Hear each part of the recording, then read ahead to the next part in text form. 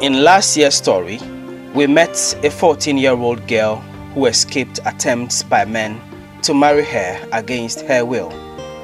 Alice, as we chose to call her, paid her elder sister a visit at Du, a community in the northern region not too far from the Upper East Region village of Naga, where Alice comes from. Alice had been forcibly taken by some unknown men to a house where she was being held, ostensibly because she had been taken in marriage. We came back from the farm and heard that someone was launching his music. So my elder sister and I went to the venue. While we were there, some young men came and forcibly took me to their house.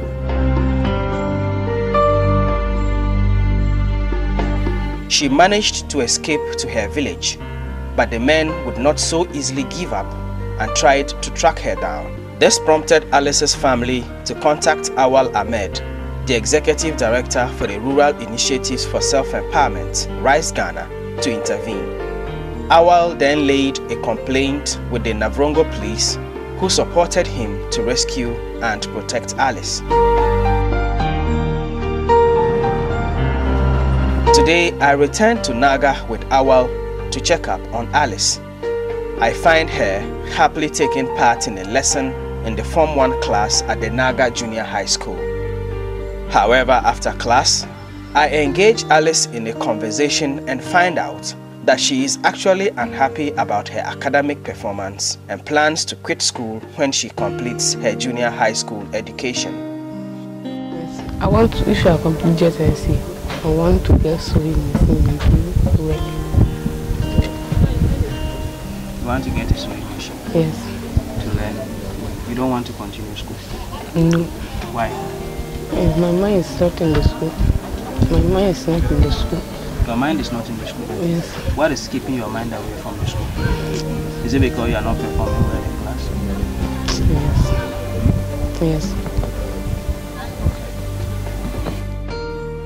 For now, Alice's mind is made up about what she wants to do in the future.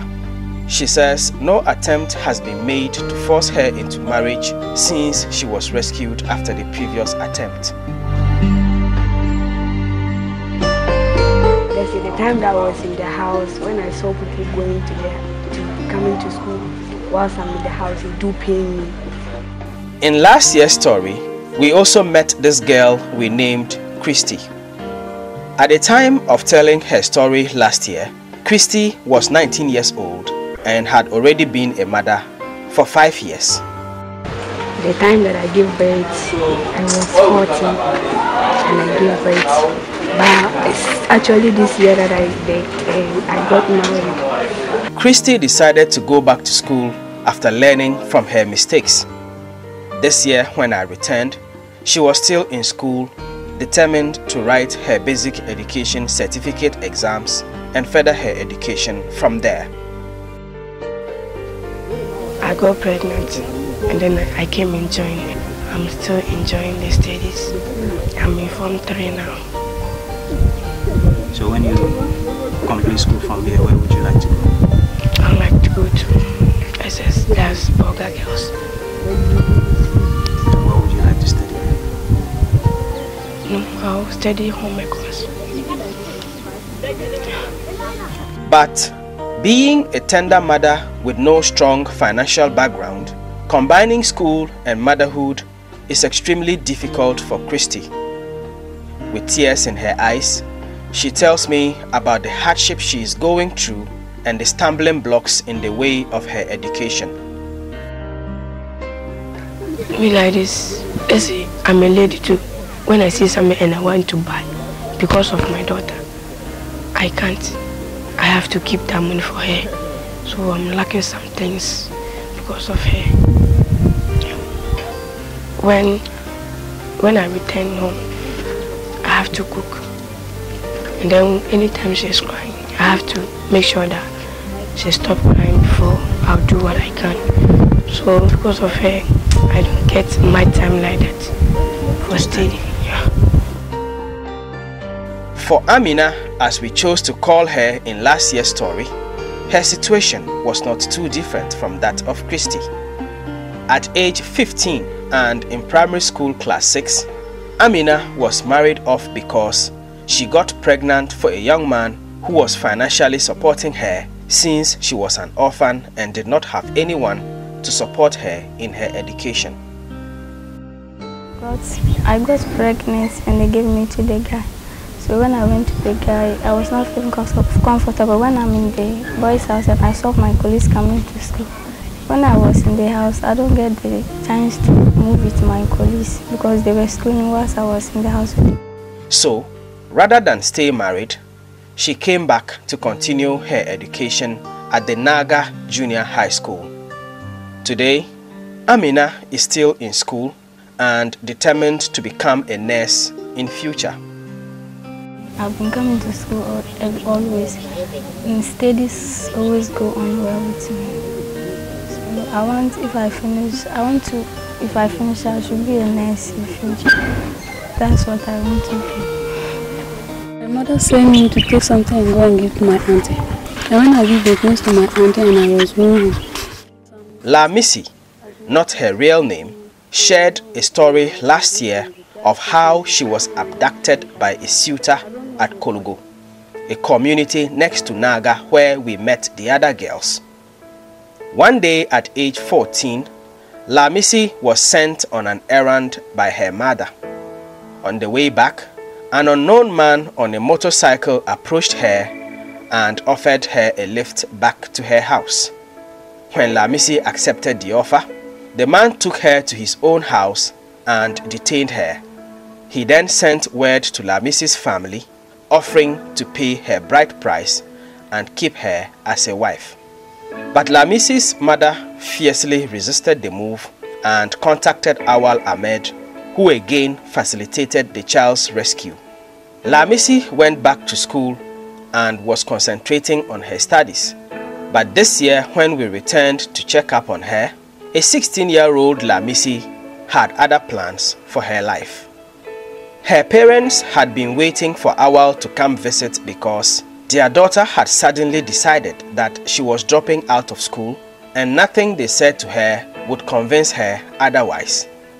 When we first arrived at their home, Lamisi was not present, and so I engaged her mother in a conversation as we waited for her to return.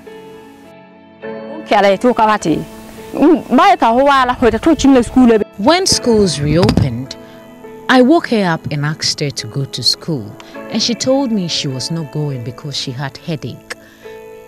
So I told her she should return to school when she felt better. At a point, she became okay, and I kept telling her to go to school. It took a while for her to decide to go back to school. When she returned to school, lessons had already begun, and she was punished for being late. She was asked to water the school garden for reporting late. When she returned from school that day, she told me she was punished at school, and for that reason, she was dropping out. We argued for days about it, and she went back to school. Few days later, she decided again she wanted to stop schooling. This time round, her reason was that she had been asked to copy all the notes that had been given her colleagues while she was away, a task she felt was very tedious for her. Since then, she had not been to school. I fought very hard and brought her home when those men abducted her because I want her to be in school. But here's the case: she does not even listen to me. Everything I have done in my power to convince her to go back to school hasn't worked. Even Lamisi's father had not been able to persuade her to go back to school.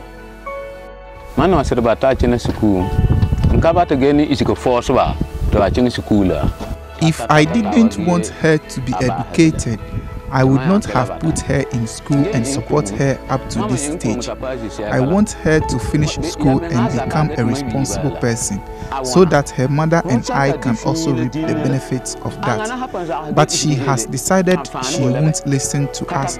So what do? I am tired of talking to her about this, and I have no idea what else to do.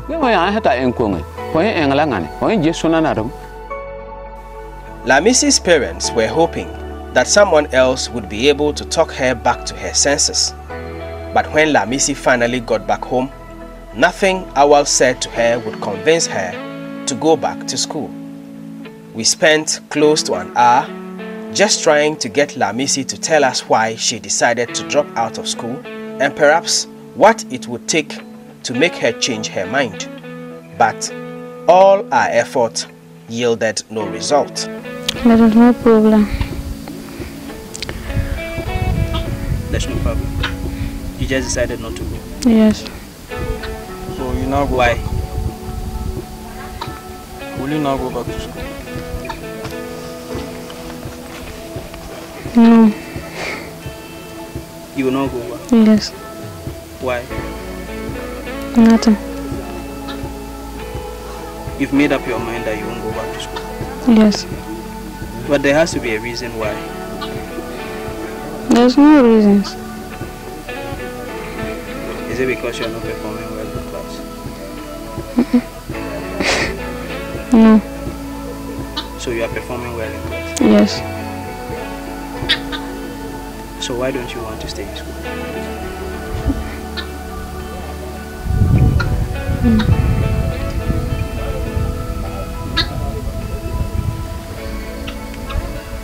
Are the teachers disturbing you? No.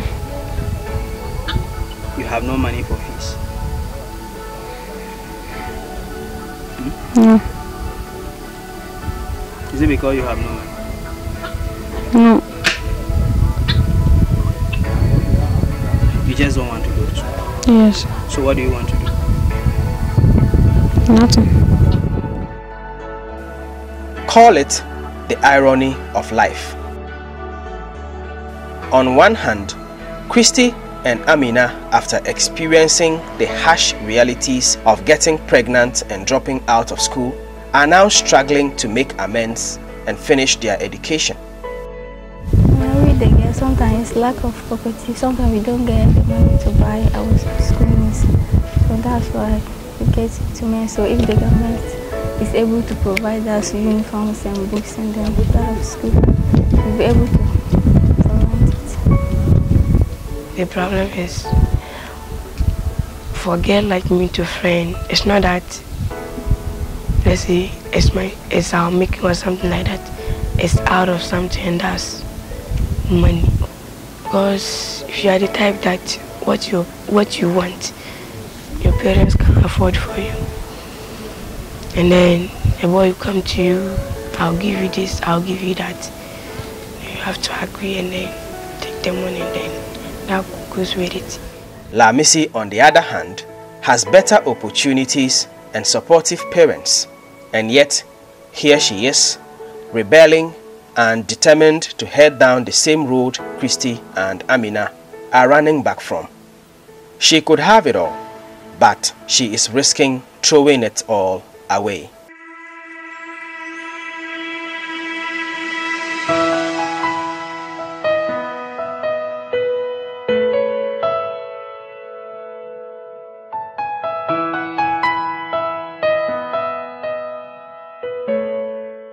Adolescence is the period of the onset of puberty to early adulthood. In this period, lots of physical and psychological changes occur in girls and boys as they transition from childhood to adulthood.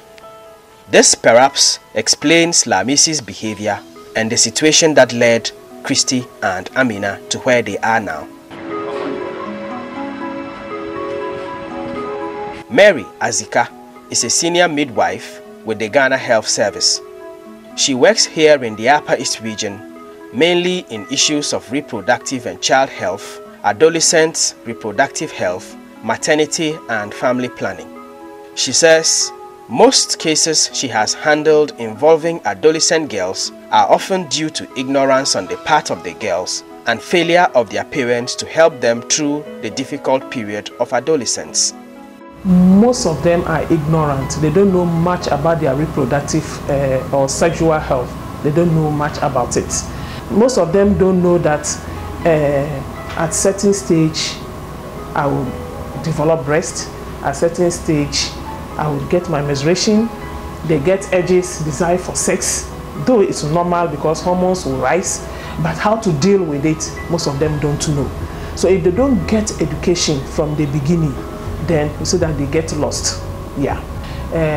Sometimes I said I blame we the health workers. I also blame the community. I blame parents, because when they are in the stage of growth and development, if they don't get the education from the beginning, sometimes they get lost. Mrs. Azika says, parents have the primary responsibility to guide their children, especially girls, through the period of adolescence and help them make the best decisions. But cultural barriers do not allow some parents to engage their children in conversations about their reproductive health. And one, too, in our society, our culture, people believe that why should I sit with my girl child or my boy to talk about sex? It's a taboo. Even if the girl is or the boy is asking something, excuse me, my words, mentioning the penis, the vagina, they shut the person down. It is against our culture. You see, so this child goes back to coil. This is one major contributor to the rather gloomy picture Mrs. Azika paints about the rate of teenage pregnancies in the Upper East region. So the cases, they come, okay, especially with the teenagers. Yeah, sometimes I don't even feel comfortable, but when I see them coming with this teenage pregnancy, some of them will come with incomplete abortion, some of them come with STI infections. So always I keep telling myself that, look, if we are not careful to educate these our girls, in the next 10 to 15 years, it will be difficult for we, especially Upper East region, to even get people to step in when we are out. If I mean when we are out, like we go on retirement, yeah, we won't get this our young girls either to be teachers, to be nurses, or to be whatever they want to be, because the teenage pregnancy is really high here. It is not surprising, therefore, that the situation at Naga has not changed much since we first visited in February last year. In fact, it could be worse. On the second day of our visit to the community this year, we found 2 girls in the Form 3 class at the Naga Junior High School who were 6 months pregnant and in school preparing to take the basic education certificate exams. Ladi, again not her real name, is one of them. It's not my colleague, he's in Accra, and their family is also poor. That's why my father said that I will not go and attend them. He will take care of me so that I will give them. Last year, a 17-year-old laddie met a young man who had returned from Accra, where he had traveled to seek greener pastures. A few weeks after an amorous relationship between them, the young man went back to Accra, and innocent laddie discovered shortly after that she was pregnant. Now 18 years old and 6 months pregnant, Ladi says it was all a mistake driven by poverty.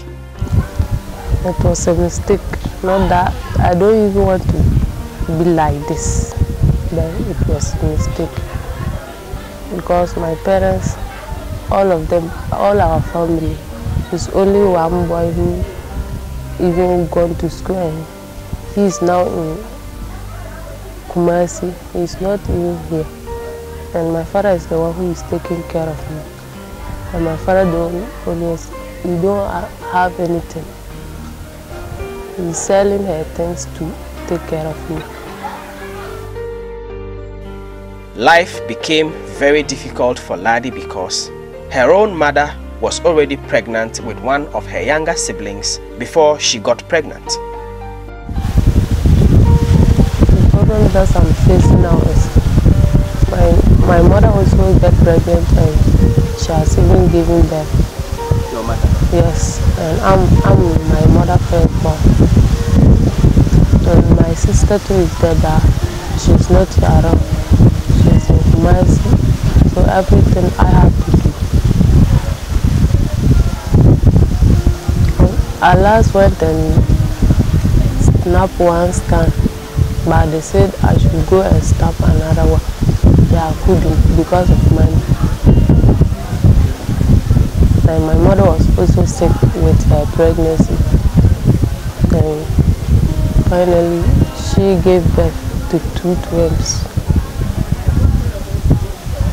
So my father used that money to take care of my mother. And he said that he don't have money again to take care of me.